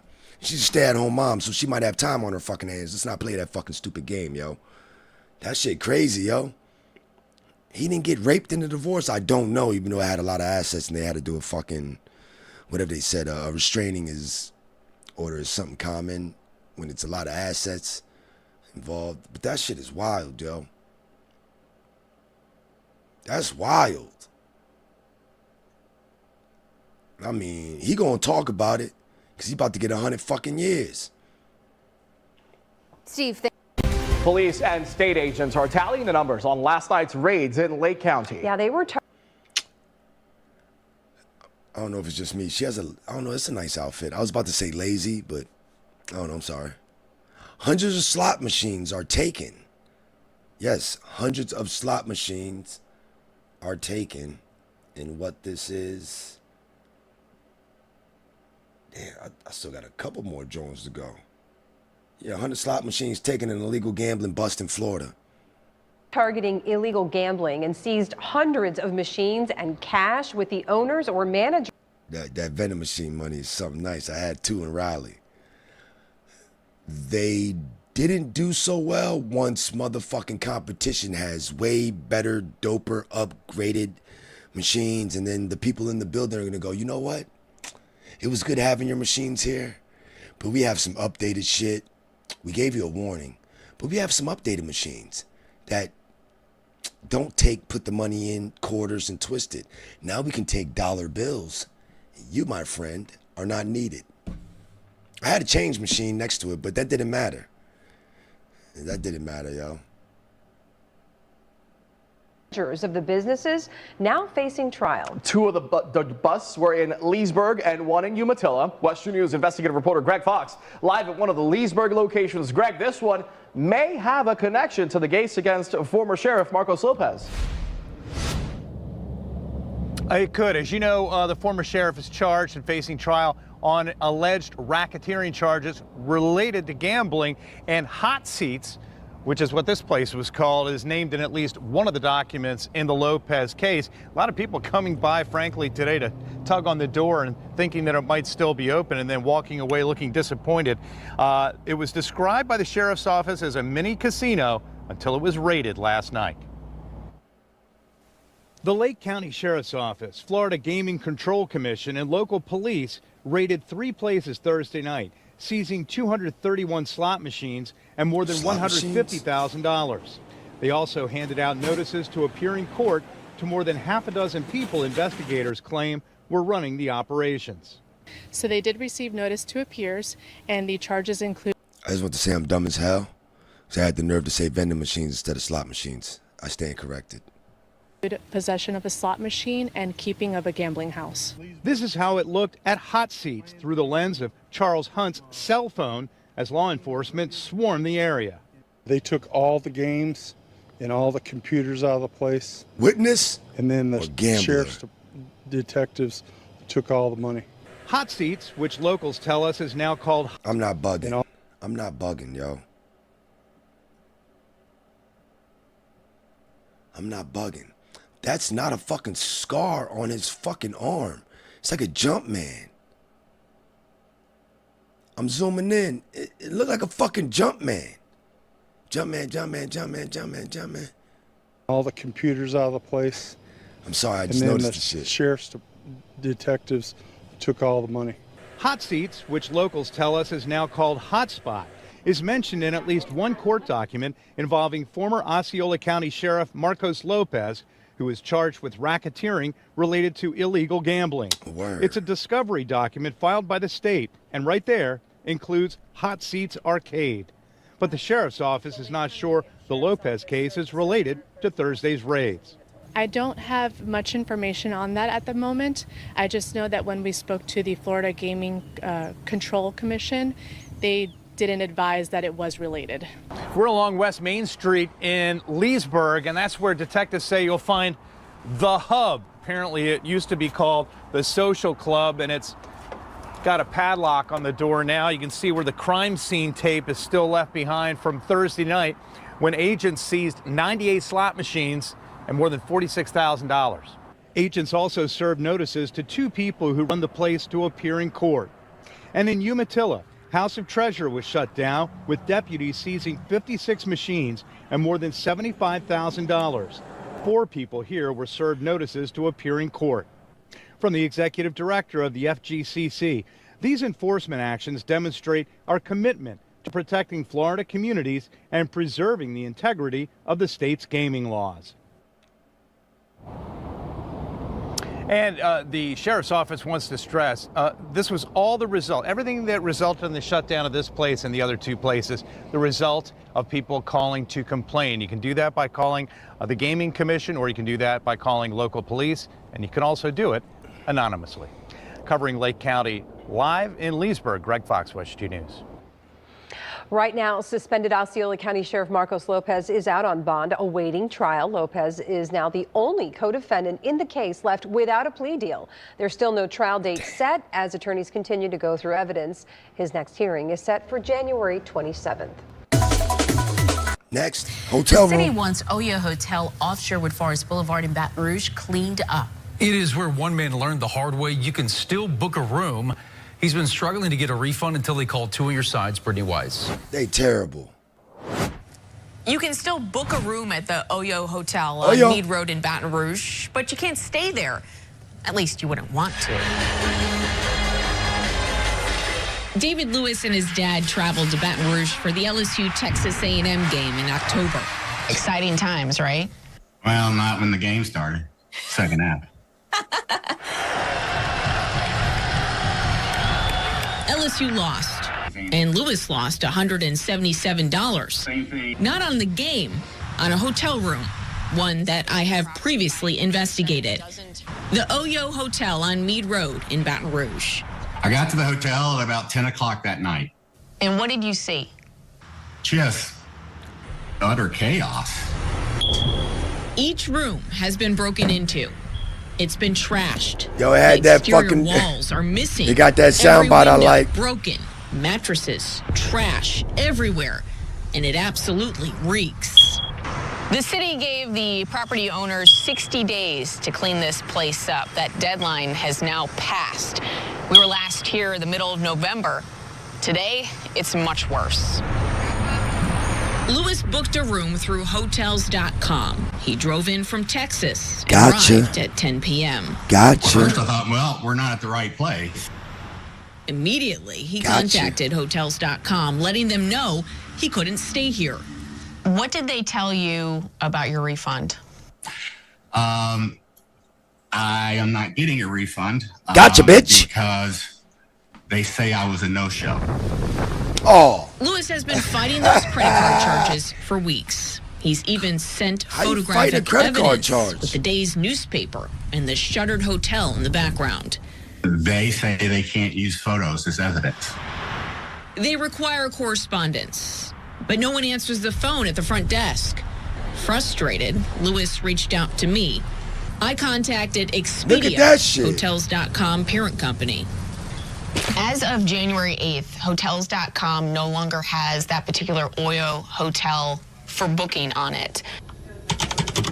A simple Google search of Oyo Hotel on Meade Road in Baton Rouge pulls up multiple websites where you can book that, including the official Oyo website, where you can get a room for $61 a night, and to hurry because there's only one room left. When I call Oyo Hotels, I'm looking at the Oyo Hotel in Baton Rouge on Meade Road. That property is closed. Oyo Hotels apologized for the website not being updated. It's fraud.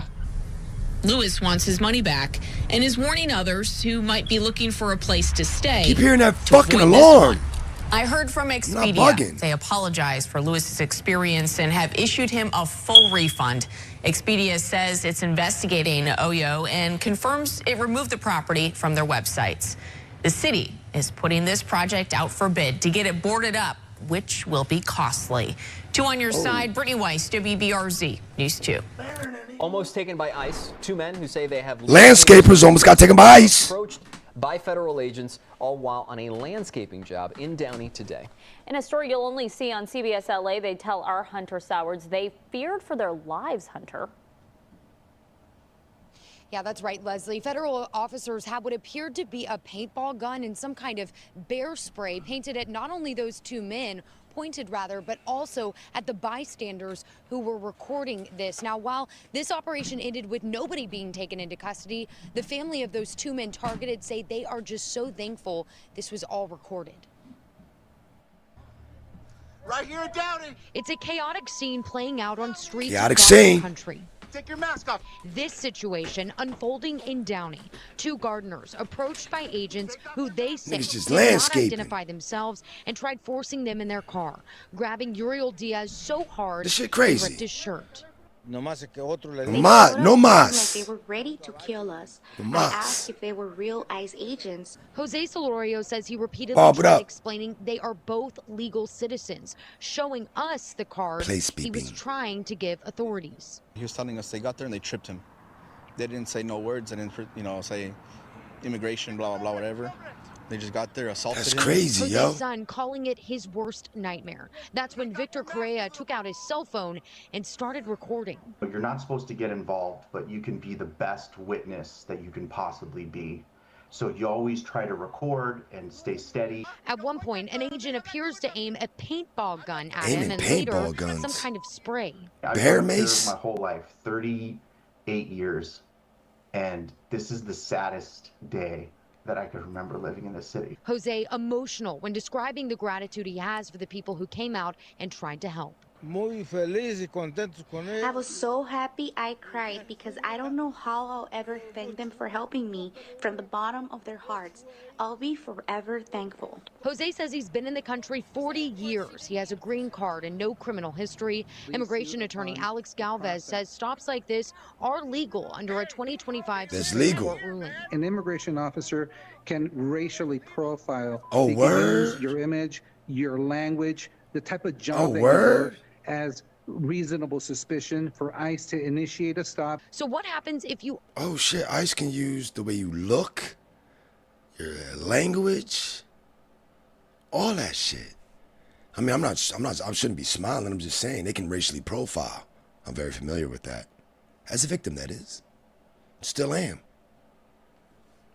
are wrongly detained. Chances are that they will be able to identify you eventually in the system. Agents eventually left the Downey neighborhood without taking anyone into custody. But we're just really happy that two hardworking people Get niggas that while they were landscaping working on a Saturday get to go Hey home man, to it their works if families. you work it, right? And nothing else happened today.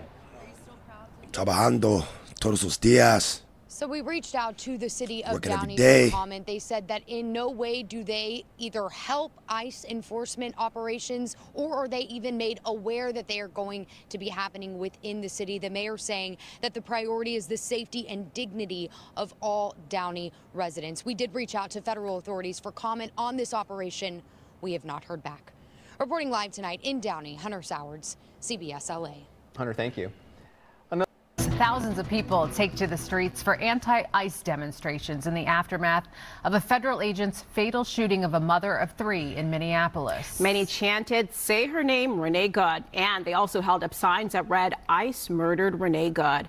Peaceful protests were held in Minneapolis, New York City, also Philadelphia, after the release of the hotly debated video that shows the shooting death of Renee Good. Many protesters say that ICE is creating an environment where no one feels safe. The protest at Pershing Square in downtown LA was one of the largest today. KTLA 5's Chris Wolf joins us live from downtown where he spoke with some demonstrators. Hi, Chris. Yeah, we certainly did. Good evening, Court and Karine. Overall, the protest here in downtown Los Angeles was very peaceful. There were no major problems through. I think we all know what's going on. And it's going to keep going on. That's for sure. Mufasa also did something on this yesterday.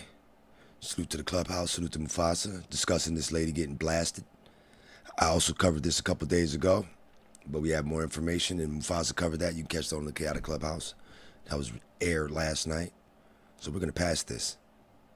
Raleigh, North Carolina. We are now working to get several. We are in Raleigh, North Carolina. After the murder of a teacher from Ravenscroft. Investigators say Ryan Camacho broke into Zoe Welsh's home Saturday morning and assaulted her while she was on the phone with 911.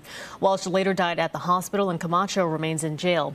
CBS 17's Haley Kennedy is following this story, joining us live from Welsh's home on Clay Street. Haley.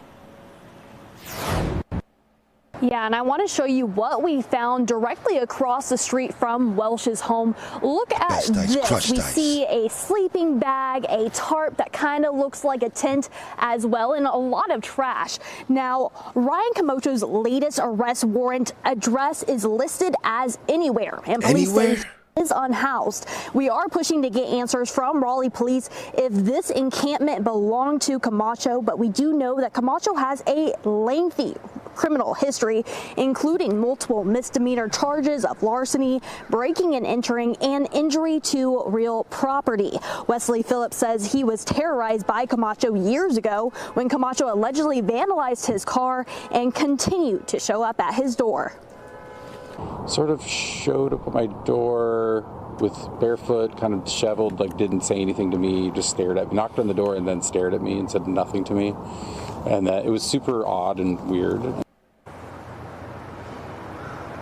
Now, Phillips says that Welsh's death could have been prevented with a stronger legal system, and we were working to learn how exactly Camacho got into Welsh's home. We will keep you updated as we continue to learn more. Live in Raleigh, Haley Kennedy, CBS 17 News. All right, Haley, thank you for the update. Political prisoners are being released and oil policy is Maduro. being realigned. And President Oil. Trump says the Venezuelan government is giving the U.S. exactly what it wants. Fox's Rebecca Castor looking at what's happened since the U.S. took Nicolas Maduro into custody. The post-Maduro era ramping up in Venezuela with the release of high-profile political prisoners on Friday. Some have been behind bars for years, and most are part of the opposition to former leader Nicolas Maduro, who was arrested by the U.S. over the weekend. What can I say? I'm happy. This incredible news that will finally happen, the release of these people deprived of their liberty. President Trump called the move a smart gesture and claimed credit, saying he's working well with the new Venezuelan government. We asked them to do that, and they've been great. They really have been. I mean, everything we've wanted, they've given us. He also says the prisoner release prevented more military action, writing on social media, quote, "I have canceled the previously expected second wave of attacks, which looks like it will not be needed. But U.S. forces in the area remain on alert. And on Friday, they seized another Venezuelan-linked oil tanker in the Caribbean."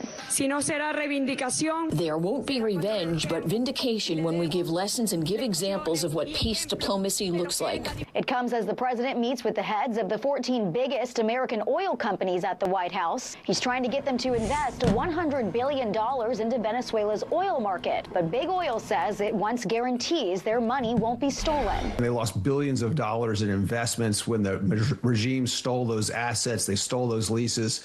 They stole private property. And the president says he'll meet with Venezuela opposition leader Maria Corina Machado next week at the White House. In Washington, Rebecca Castor, Fox News. We received new details on a series of shootings in northeast Mississippi that left six people dead, including a child, and police believe one man is responsible. The suspected shooter, 24-year-old Derrica Moore, is in custody. Investigators say the first shooting happened at a home Friday night. The sheriff's office says Moore allegedly shot and killed his brother, his father, and his uncle. He then allegedly stole his brother's pickup and drove to a second home. Investigators say Moore then broke into the home and tried to sexually assault someone inside. He then allegedly shot and killed a 7-year-old girl who reportedly was Moore's second cousin. Moore then drove to a third location where sheriff's deputies discovered the bodies of two men, one of whom was a pastor. Authorities eventually captured Moore in a stolen vehicle. Moore is set to appear in court on Monday. Sick. Elon Musk's artificial intelligence chatbot Grok now has some restrictions after global backlash to sexualized deepfakes of people. Grok says image generation. Yeah, it's dealing with your boy Elon and Grok, and I guess their AI generated thing giving out that e-porn.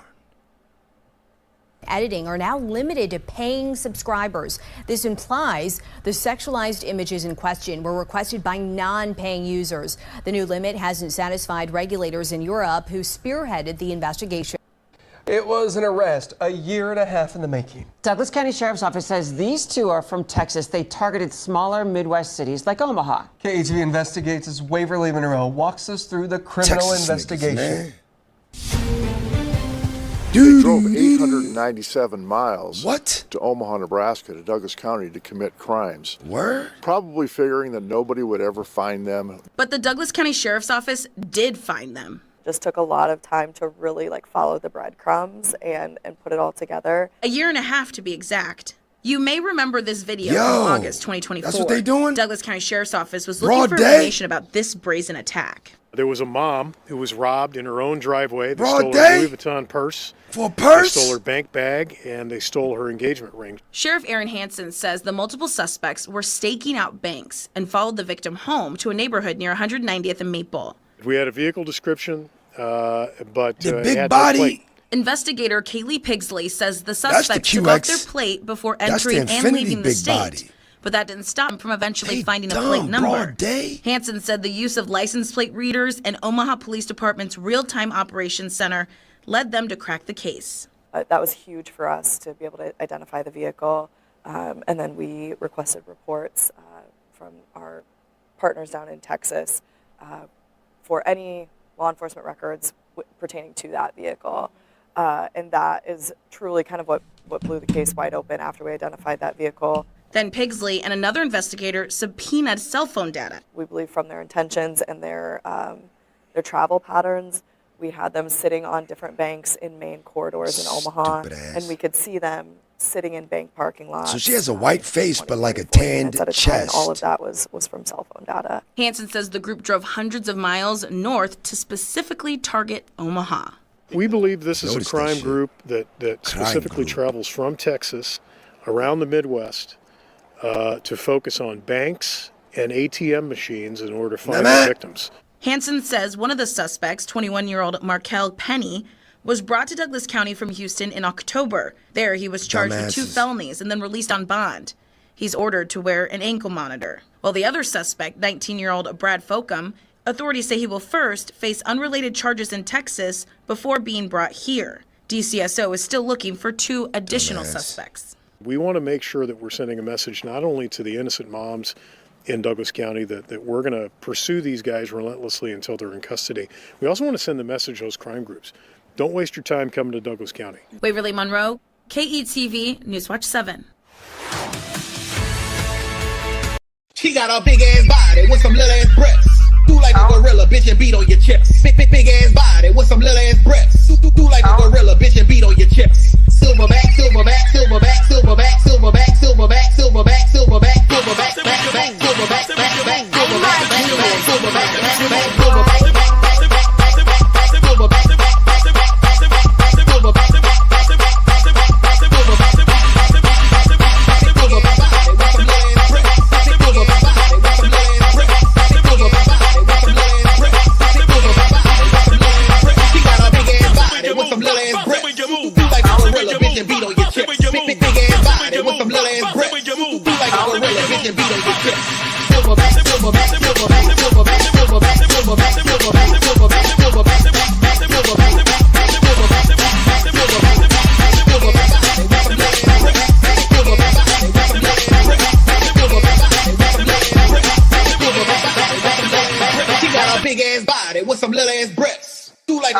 bitch and beat on your chest. Silverback, silverback, silverback. Wait.